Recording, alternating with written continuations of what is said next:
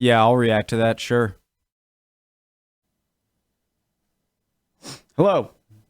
Wake up time. Wake up video. Matt Men. Hello. Okay. Oh, God, I'm caught off guard. That's a good background. I like it. Hey, guys. All right. Good morrow. Good morning. Good afternoon for you guys in Europe. Matt Men, over 1 million subs, well deserved. If you are new, I'm usually more awake in my later videos, but I got my coffee. My name is Connor. I live in New England, Rhode Island, best state in the Union. Rhode Islander first, American second. Although it's close, but I will pick Rhode Island. I don't know why I'm talking about it. I don't know. Let's go. What will the world look like in 250 million years? Original link to the video, top of the description. Sorry if I'm a little tired. Let's go. This episode of Map Men is brought to you by Stereo. Peru next to Australia. Mozambique joined to India. I love these guys. Malaysia in Antarctica. Today, we'll be asking where will the countries be in 250 million years? Welcome to Map Men. We're the men. And here's the map. What was with that? Sometimes it doesn't do the two men, and I'm worried. Mark and I hang out together. One of the things we often discuss... We never hang out. This is a purely business relationship. One of the things we would discuss is how disappointingly few double landlocked countries there are. Countries that are not only landlocked, but surrounded by landlocked countries. There's Uzbekistan. Okay, so you can't count seas. There's got to be some in Africa. Is South Sudan a landlocked? There's Liechtenstein, and that's it. This is because wow. the world's major landmasses are nicely spread out across the world's oceans, and the furthest you can ever get from a coastline is just 1,600 miles, nicely spread out across the world's oceans.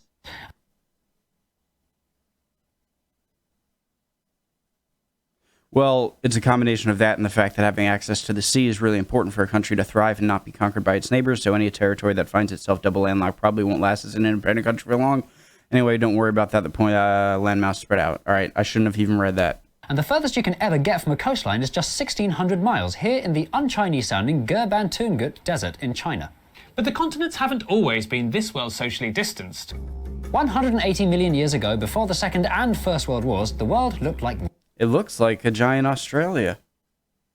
this. Of course, the dinosaurs who were in charge at the time knew nothing of the theory of plate Yoshi. tectonics that were about to drive them apart. It wasn't until the year 1915 collided with the person Alfred Wegener that this new and groundbreaking idea took hold. Alfred was a super smart German meteorologist and geophysicist who was particularly... Dude, this must have been such a cool moment just to be like, wait a second. Because you could only ever even begin to notice this once you have somewhat of an accurate map and be like, wait a second. That fits pretty nicely snug right up against Africa. particularly good at puzzles. And looking at the world map, Alfred spotted a pattern. The shape of South America fits suspiciously snugly into West Africa.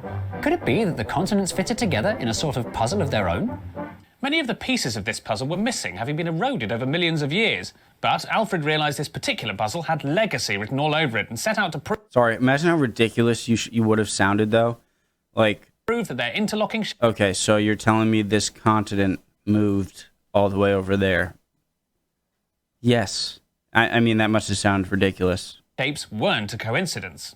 He started by looking at rocks and realised that the rocks on the east coast of South America were, in many places, identical to the rocks on the west coast of Africa. An encouraging bit of evidence, but rocks alone weren't solid enough. So next, Alfred studied the fossil record. There was evidence of the exact same species of dinosaur living on separate continents, vast oceans apart. He found fossils of the Lystrosaurus in Africa, Antarctica, and here in India. It was thunderingly unlikely that this unique Triassic animal... Sorry, I just imagine. And here. Like, we need one shot of you saying, here in India. So here's a ticket. Go all the way. Get out. Stay in the hotel. Take this one shot and head back. In India. It was thunderingly unlikely that this unique Triassic animal could have evolved on 3 separate occasions. The more logical explanation was that these landmasses must once have been connected. Thunderingly. Jesus. Using his new theory called continental drift, or Kontinentalverschiebung for long, Wegener mapped exactly how the continents fitted together millions of years ago. He called this supercontinent Pangaea. Greek for all the earth. The theory went thus. North and South America were once attached to modern-day Africa, but they broke apart, forming the Atlantic Ocean. And India was once attached to Antarctica, but it broke off and smashed into Asia with such force it made the Himalayan mountain range. Everyone else at the time roundly disagreed with him, as at the time people always do. He froze to death in Greenland before any theory seriously. Oh no. I can't. I won't read. If I do read this, just fast forward. Alfred Wegener, the idiot who thought all the continents used to be one big supercontinent, has died at the tender age of 50. He was last seen in Greenland, probably doing some more bad research for his wrong theory. Alfred is not highly regarded in the scientific community, and the only reason we're dedicating this headline to his demise is because nothing else really important has happened today. Hang on just a minute. Hello, really? Oh, wow. Yeah, I'll let them know straight away. Bye. Right, or news has just come in that they discovered a new planet in our solar system, even further away than Neptune. Damn, that would have been such a better headline. How do you press delete on this stupid 1930s machine? Oh no, that's not it. No, that's not it either. Oh well, might as well stick with this Alfred story then.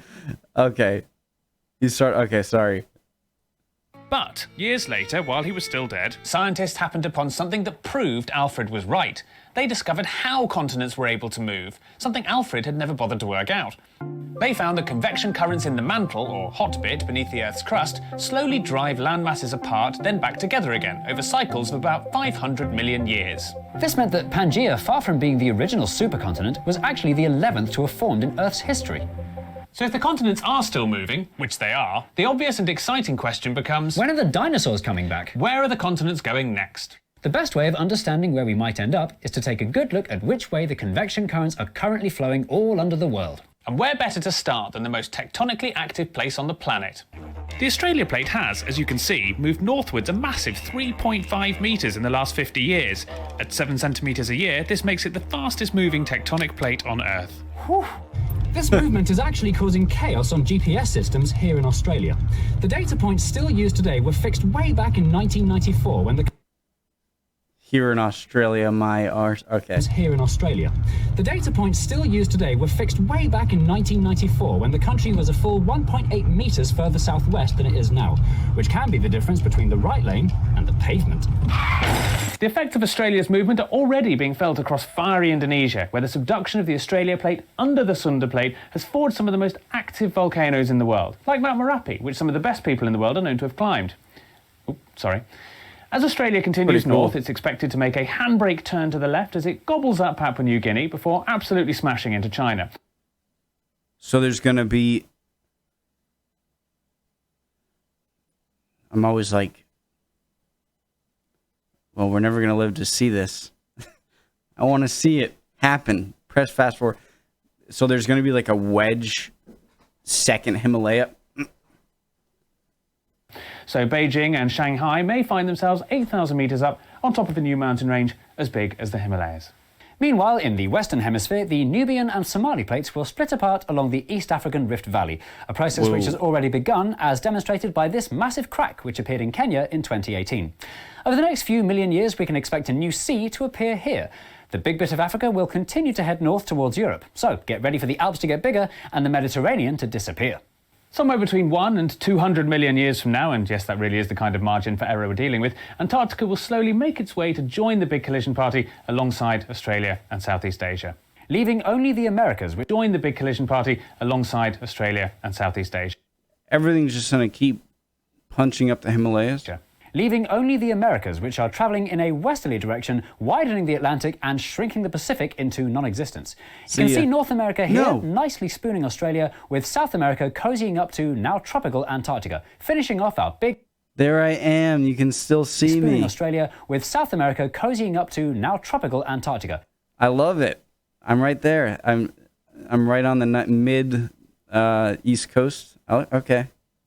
Finishing off our big continental group hug. There's got to be just a giant desert in the middle. Aw, isn't that nice? Scientists call this future supercontinent Novo Pangaea. Latin and Greek for new all the Earth. Imagine that, one happy, connected island with no oceans to divide us. But how sure I can don't we be like that the this is name. exactly how it's going to pan out? Positively unsure. Even with all the data and powerful computer modelling in the world, there's a decent chance the experts have got it wrong. Novo Pangaea is merely what would happen if the convection currents in the mantle carry on exactly as they are and don't change. But some really radical scientists have come up with some different models for how the world could look. First, there's Aurica, where Eurasia splits in half and both the Pacific and Atlantic Oceans close up. Ooh, I like that. Oh, that's nice. Oh, no.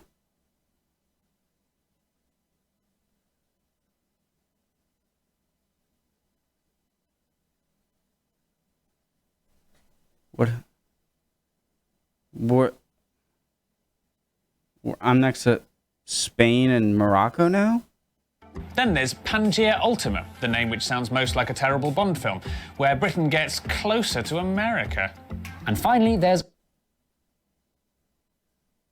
I would like to scoop up Britain and just plop it right next to, like, southern Canada, northern New England. Just good riddance, all you...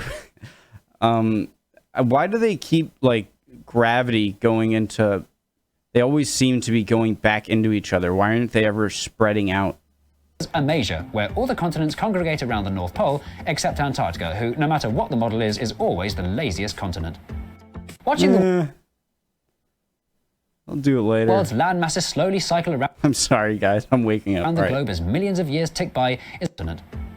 Watching the world's land masses slowly cycle around the globe as millions of years tick by is a nice reminder of our own utterly insignificant place within the universe. Which is why we recommend sharing... Is a nice reminder of our own utterly insignificant place within the universe.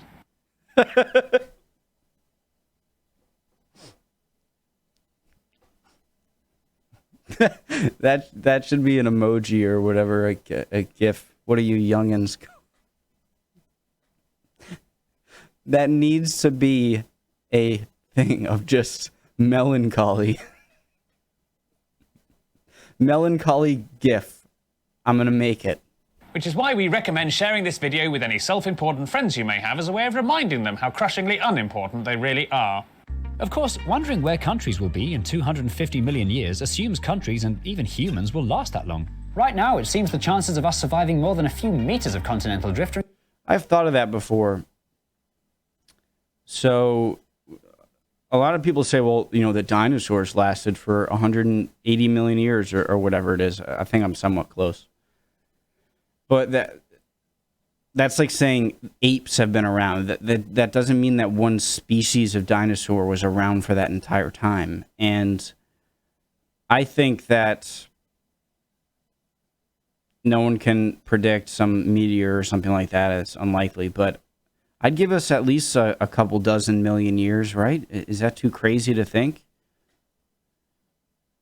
I mean, you know, people say like global warming and stuff. I'm like, well, that's not going to kill everyone. And after that, they would just be a new bottleneck. I can think about that for a while. incredibly unlikely as we grapple with overpopulation, climate change, pandemics, wars, pollution, and mass extinction. But if we do somehow survive and find ourselves living side by side on a supercontinent packed with double landlocked countries, we're at least going to have to figure out how to be nicer to one another. I don't like it.